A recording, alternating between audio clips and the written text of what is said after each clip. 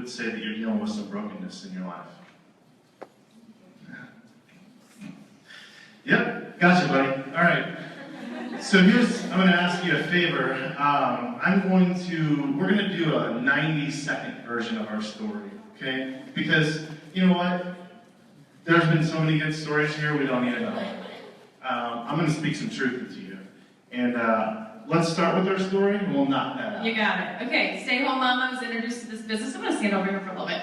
I was introduced to this business in 2011. My start date was June 28th. No, I had no idea. Like I said, I was a stay-at-home mom of 4 kiddos, all under the age of 5 and under. So if you can do the math on that, right? All of my kids were home. The majority of them were in diapers. And I was losing my ever-living mind. I loved what I did. It's what I wanted to do all of my life. I married my high school sweetheart. Life was great, but I missed my sweetheart. We had become these roles. I was the mom. I had certain things on my checklist to do. He was the dad. He was the provider. He had checklists to do. And at some point in the day, we were passing each other. Did anybody ever feel like that? He would work, I would work, I was exhausted. And at the end of the day, I didn't have any energy left. I just had the energy to be able to crawl into bed and go to sleep. And so one thing that I absolutely fell in love with about this business is it gave me a really, really, really quick wrap cash. And I started to turn that wrap cash into something that really, really, really was on my heart, and that was to date my husband again. I knew in order to be a good mom, I knew in order to be a good, filled-up woman, to be able to give back, I had to have not only my relationship with the Father, my Lord and Savior, good, I had to be dreaming with my husband again. He had to become my heart again. It wasn't just that role. And so I started using that wrap cash to date my husband. I started using the wrap cash, pulling it out, and paying for a babysitter. I would use the wrap cash to go to the Olive Garden. It was such a hot day. And I would pull 20s out to pay for dinner. And he was like, whoa! Because I was like, Bob, I'm like, what exactly are you doing? They weren't dollar bills, they were 20s. And you know, you're doing it well. You're doing it well, so right, you're getting 20. Right. Very well. Very talented. So anyway, the crazy thing about it is, you know, Quentin's eyes are really close to the idea at first. I mean, I think most men were, because we were living very busy lives. Very. What in the world could we ever do to add more time to our life? And doing something like this, he didn't feel, and honestly, at that point, I didn't really feel it was going to add time to my life. It was just going to give me a little bit of money to date my husband, right? And so I thought, I'm not going to be able to get more time in life, but I'm going to be able to live a more rich life. And whatever that meant for that time being, I knew that would provide that rest and that feeling of more time, if that makes sense. And so this business did exactly that. We worked this business together about 6 months in, he joined. And he caught the vision at that point. And gosh, the rest is history. The first year I was at conference, we had, I think, 2,500 there. I was a brand new diamond that was invited to a diamond yacht cruise for the entire company. And they were able to put every diamond and above on that yacht cruise. Incredible, right? Without it sinking. I mean, there were not that many. And I thought, I went back home and I was on fire telling Quentin how many lives I was going to change. They had just announced a $10,000 bonus for a new diamond. That's when that kind of that wheel started spinning for you, and you started to figure out, yeah, this is definitely more than just wraps. It is changing our entire family dynamic. Not only are we dreaming and dating again, we actually love each other. We can actually stand each other, right? But our kids are enjoying their mom and dad as well. It wasn't just the ragged moms always, yelling at us, telling us to pick stuff up, and dad's always laying on the couch because he's tired from work all day. We're actually dreaming together again as a family. Yeah, I think we were just two ships passing. Like I agree with that. I think I married my best friend and I never saw her. And as a man, I was doing what I thought I was supposed to do. I was climbing the corporate ladder of the bank that I worked at, and by most definitions, I was fairly successful. As a vice president, I did okay. And, who cares? I was an ugly human being. And what I didn't realize is how nasty, I wasn't happy. I didn't like who I was, and I didn't know that well until I was out of it to look back on it. And so, like, men, man, there's just a lot of pressure on us. Like, as much as nobody wants to admit it, there's a crap ton of pressure on you to be a provider in the house, right? And so, if you have struggles or, 4 kids, even in a 6-figure income, man, we weren't living high on the hog. We weren't poor, but we had life happen, right? And we were busy. I wasn't against this. I just wasn't involved. Like, we were just so busy. And, there's something magic about plane rides, apparently, Tina, because it was that plane ride home. Like, Lori's like, oh. I literally took a diamond chart, turned crazy. around, I said, give me your phone, give me your contacts out of your phone. I'm going to go through my phone and write everybody's name down. And I still have that diamond chart today. And there are still people on that list, or on that chart, on the back of that chart, that have not joined our business, but they eventually will. They'll eventually come to see the light, because I really truly believe that this business is for everybody that really truly wants a change in their life. This business can offer that. I agree with that too, and we can start out that way, and I didn't see that vision either. So Lori joined in August of 2011, so we've been a little over 5 years. June 28. That's what I said. And I don't even know where August came from. It's come out of that was last month. She married me last month. August is my birthday. There you go. I was thinking about you, sweetie. And so that was it would have been February of 2012, that conference. I joined. By August, that's where my brain was, thank you. By August of 2012, she had brought me home. Okay, and I want you to hear something. I didn't know how bad I hated myself, and I didn't know how bad I hated what I did, and I didn't know how bad that hatred for what I was trapped in made me become. I didn't know any of that until my wife brought me home. And so, women, I want to toss some encouragement to you right now, because you get your butt kicked out there, right? All the time. And sometimes guys are pains in the butt. I get that. I am he, right? Right? And sometimes your friends are mean, and your mom and dads are mean, whatever, right? And sometimes there's a lot of reasons you can go with why. Whatever your why is great. But let me just tell you, 99 times out of 100, your husband, your spouse, your boyfriend, whatever he is for you, is absolutely freaking miserable, and he doesn't know it. And if he doesn't know it, he's certainly not communicating that with you, other than to just fight and be unhappy and cranky. That distance was because of the unhappiness. The distance wasn't there because there was an abundance of life. The distance was there because there was a missing piece. There was a void. And I saw that happening in Quentin's life. And I couldn't really put my finger on it, but I knew the guy that I married was just a shell. He was just going through the process of life. And as I started to realize that, I knew, especially when I figured out that this business really had an opportunity to change our lives, I knew I had to run for it. I knew nothing was going to stop me, because I had to change the dynamic and the legacy of our family. How crazy is that she had that vision? I mean, that's just insanity, right? Thank you, Jesus.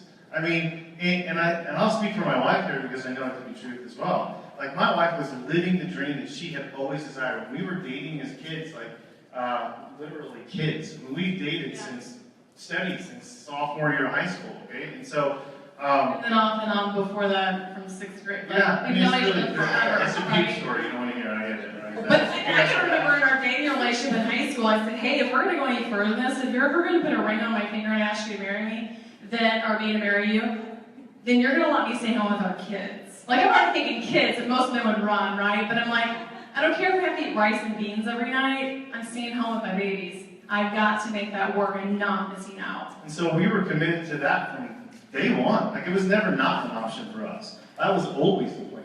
And so where I was going with that story was, even in my lost life, my wife would tell you that she lost herself. Like, being a stay-at-home mom, she was doing exactly what she's always wanted to do. But somehow, she had lost an identity. She had become Quentin's wife. She had become the kids' mom. She had become a playgroup leader, a library time taxi, right? She had become all these things, but she wasn't Lori anymore.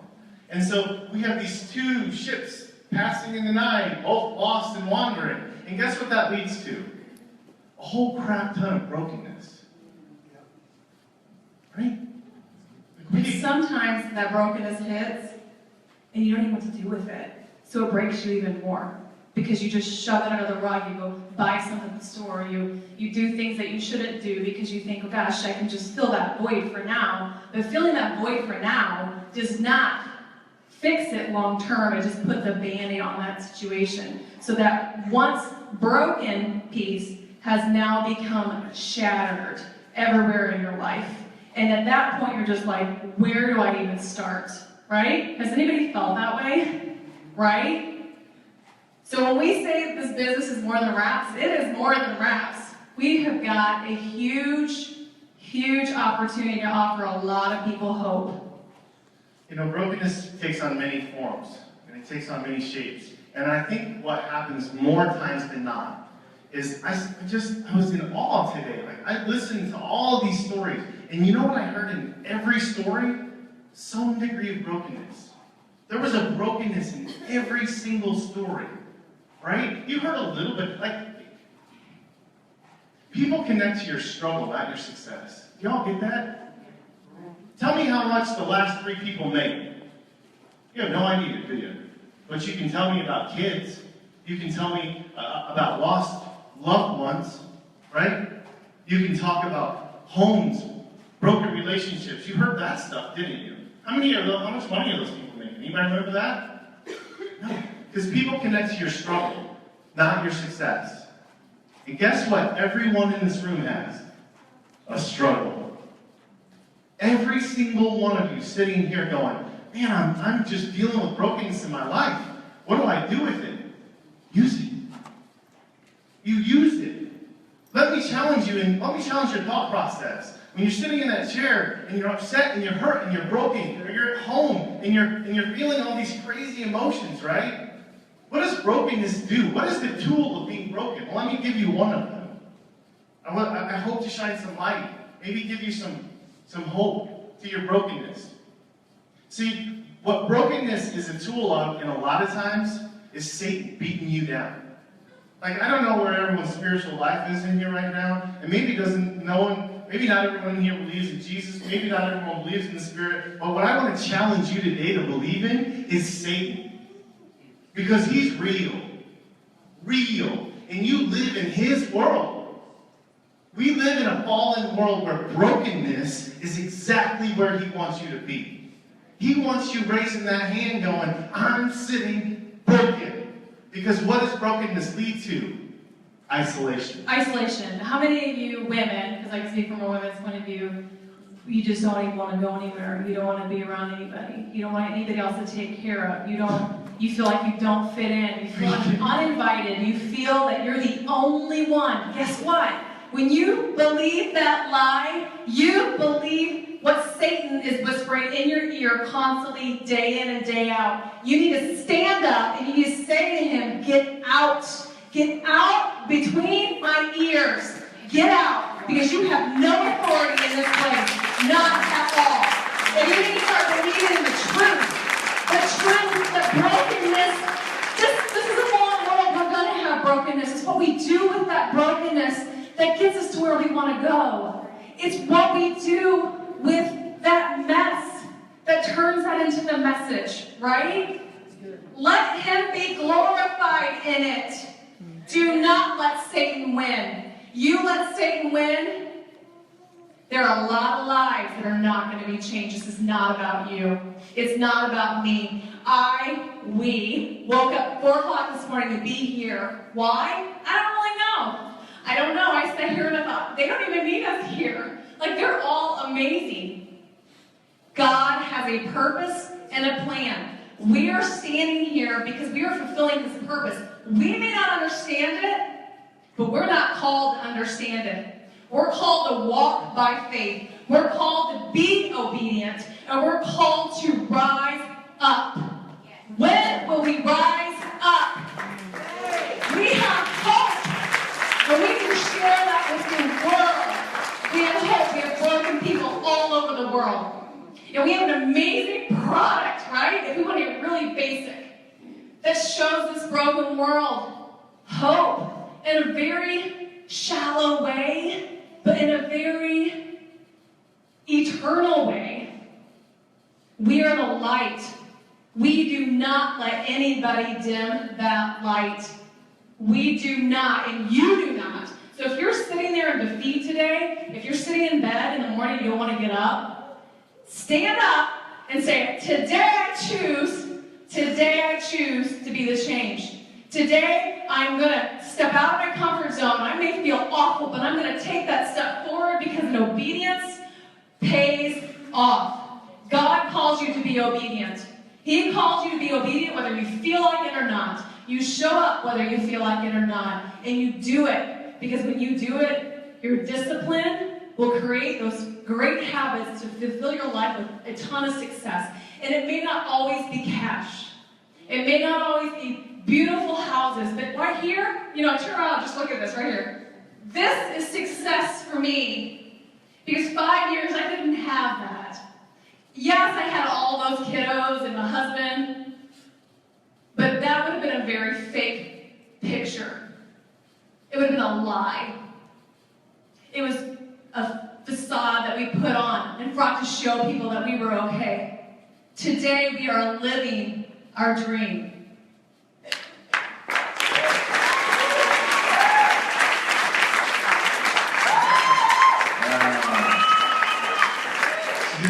Church on. Did you feel that? You feel that? I don't know if you caught that, but she was yelling at you. So I'm standing back there, and I'm thinking about this brokenness, right? And I'm like, Jesus, just give me the spirit, lead me to something. What is it? And I ended up in Psalm 120, verse 2. Never had it before, for the record. I probably may have, and it didn't speak to me then. But it said, deliver my soul, Lord, from lying lips and deceitful tongue. How many times did you hear people talk about wanting to quit today? How many times? Almost every single person mentioned the word quit. You know what quitting does? It leads to isolation. It leads to brokenness. I'm broken, and I hear Satan right up in my grill. And he's saying to me, quit. Just quit. Just quit. You should quit. We're such emotional, weak creatures. All of us.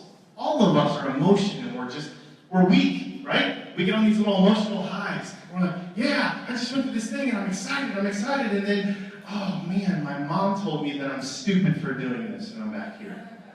Or I get really excited again. Someone's lifted me back up. Somebody's lifted me back up, and then my friends defriend me and block me on Facebook. And I'm back here again. Right? It's like this yo-yo. Right? It's like, oh, I'm doing really good. And then all of a sudden, me and my husband we're pulling our hair apart, fighting each other, and I'm back down here. What if instead of being so damned emotional, we took the time out and we just said, let's replace emotion with discipline.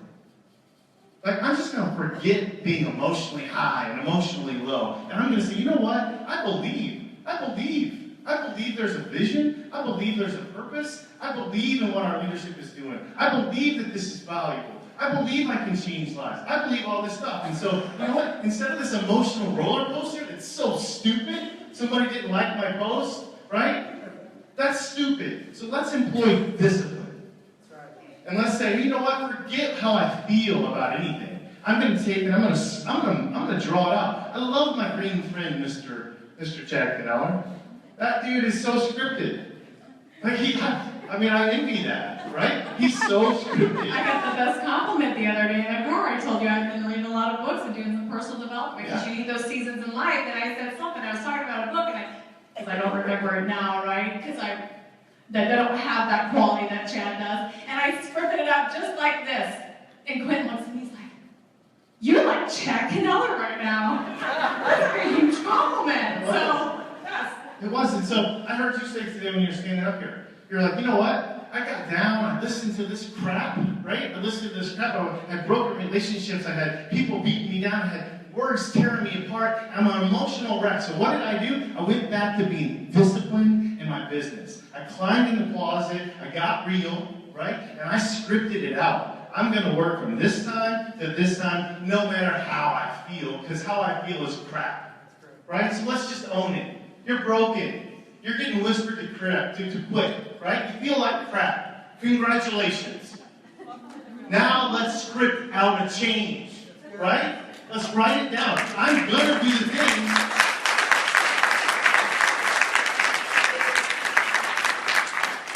And you've got to get to a point where you have to know yourself well enough to not believe.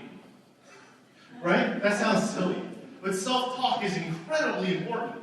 And I know from personal experience, I say so many stupid things to myself that I have to know not to believe myself a lot, right? And so that goes back to, I said at the men's retreat this last week, I got real passionate about influence, man. And I didn't talk much about how we influence ourselves. Like this self-talk that's running through our grill 24/7, man, most of it is crap. It really is. I'm broken. I'm broken. Great. So stop saying broken and get up, rise up, and do something about it. And that obedience allows you to be able to, discipline allows you to be able to do that. Self-talk is so important. I struggle. I absolutely struggle with this. I'm the first to tell you. But I think when I own it, I know my weakness. And I know that if I don't keep good stuff in, I'm not going to have good output. I've got to be filling myself with greatness. I've got to be surrounding myself with people that raise me up, the ones that challenge what I say, the ones that challenge what I do. And I don't always want to hear them tell me that everything that I do is right or everything that I say is right. It's people that are challenging me to be a better me, not to change me, not to be someone that God didn't design me to be, but to be a better version of Lori. Lori, you're better than that. Rise above. You are buying into the lies that Satan is telling you right now. You need to rise above that. So find those people in your life. And you have to understand that it's a muscle that you exercise, just like any muscle in your body. If you have a tendency to tell yourself horrible things, if you're bullying yourself, it's a lot easier to believe that negative stuff. The negative brings more negative and more negative. It's like a cancer that can't stop growing. And it's very difficult at first to start giving yourself good feedback. It's very difficult to believe good things. And so I find that when I start to share things, like I shared something with Jeree earlier, like this is just a very negative thought, but this is my thought. I know it's wrong. But I have to give light to it, because if I don't give light to it, then Satan's got me. He's got me isolated. He makes me feel like I'm the only one, and I feel stuck. Man, isolation is the key. It's a primary tool for him. If he can get you isolated, you feel like you're standing on this island all by myself, and nobody feels this way. And there's no one there who cares about me. And there's no one around to help me. There's no one there to speak life into me. And he's got you. And then you become angry, right? You become jaded. You become bitter. And you start believing more and more and more lies. It's like this snowball of crap. And here I am on the island eating my snowball of crap. So you've got to find someone to speak life into you.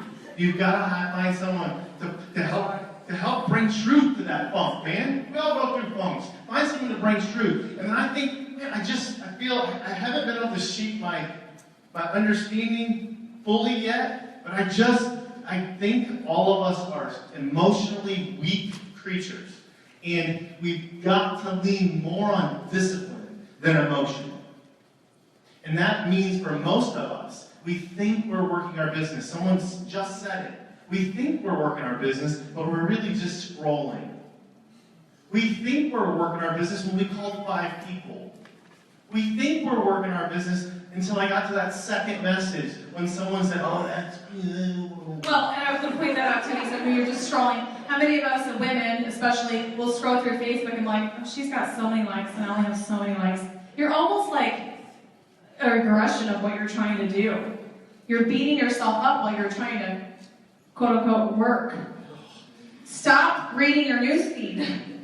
Start reaching out on people's timelines, gratifying them, giving them great feedback, letting them know how much you love them, and stop consuming yourself with things that are never going to fill the void that you have A like is not going to fill a void. Having 500 plus Facebook friends is not going to fill a void. You cannot roll past that. A like is not going to fill a void. Did y'all hear that? It's not. There's so many of us now in this social media driven world, we put our identity in what we are in social media. Get over that. Like Pam says, get over yourself. I was not designed to be a social media guru. I'm not. I don't want all those likes and no here, you know? Like, it's all about those real contacts. It's all about that real interaction with people. Stop beating yourself up if you're looking through and you're scrolling through and you're thinking, I'm not worthy of success because I don't have enough friends on Facebook. Because that's what Satan's telling you, and you're buying into that belief for you. So stop it. Stop it. I could give a whole nother talk, like 30 minutes, on how I really believe Satan's primary weapon is dancing around in our emotions and our ego, man. That's where he's living. That's his jam. Right? So if you're emotional about something, if it's scratching on your ego, that's probably a bad thing. It's probably coming from the wrong side of the tracks. So let's go back to brokenness. Let's identify brokenness. Let's refuse to sit and wallow in isolation, in bitterness, and all this crap. All of you that have these broken stories, I want to say it again. People connect to your struggle, not your success. And nobody is successful without struggle. Everyone, that's right. And so everyone in this room, by the definition we've just laid out for you, has every tool necessary to be completely successful, don't you? Because we all got them struggle buses. So let's drive the struggle bus all the way to Successville.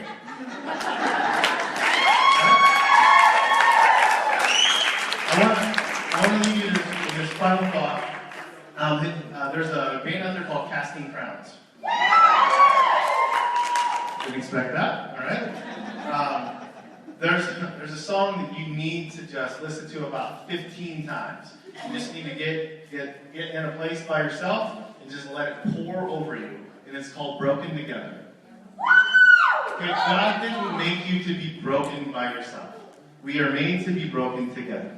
And I want you to just soak that song up, man, because you're going to be like, holy moly, I'm broken, but I'm not by myself, and that's not the way it's going to go down. And he makes all that brokenness that beautiful stained glass image. So by the way, we don't see right here, but when we walk away from it, it's a beautiful, beautiful piece of artwork. So God is working in your brokenness to make that huge stained glass piece that is beautiful. Yeah, I mean, listen, the moral of the story is you're here for a reason. Like, you're in this room for a reason. Like, there's no doubt about it. It's not an accident you just stumbled in here on a Saturday. It's not an accident you've been here for like 4 hours and these crazy two people from Kansas City who have nothing to do with your team are here yelling at you.